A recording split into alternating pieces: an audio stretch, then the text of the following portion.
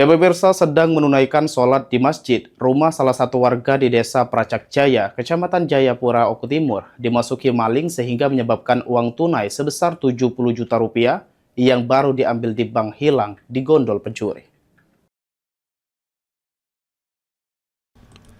Saifuddin, seorang warga desa Pracak Jaya, Kecamatan Jayapura, Kabupaten Oku Timur, menjadi korban pencurian uang tunai senilai 70 juta rupiah yang disimpan di dalam box motor miliknya.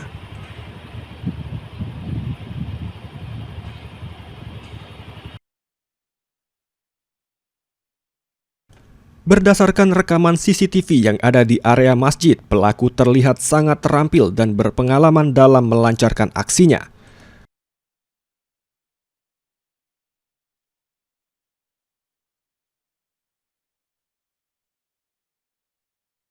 Setelah berhasil mengambil uang tunai milik korban, pelaku yang diduga berjumlah 2 orang tersebut melarikan diri menggunakan sepeda motor.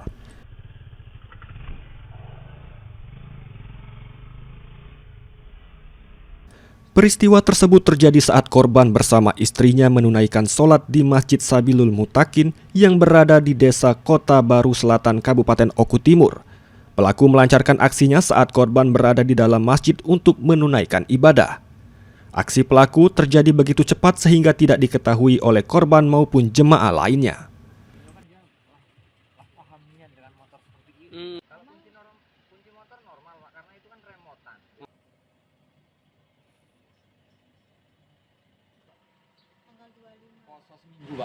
Kejadiannya saya berangkat dari rumah ke bank Martapura yang ada di Martapura, kami narik uang sejumlah 70 juta.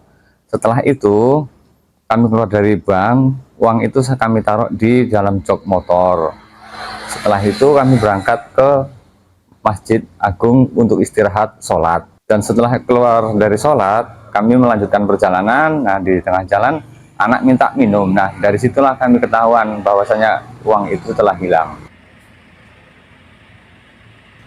Akibat kejadian tersebut, korban mengalami kerugian puluhan juta rupiah dan telah melaporkan kasus tersebut ke Polres Oku Timur. Francisco Ari Karwana, PAL TV.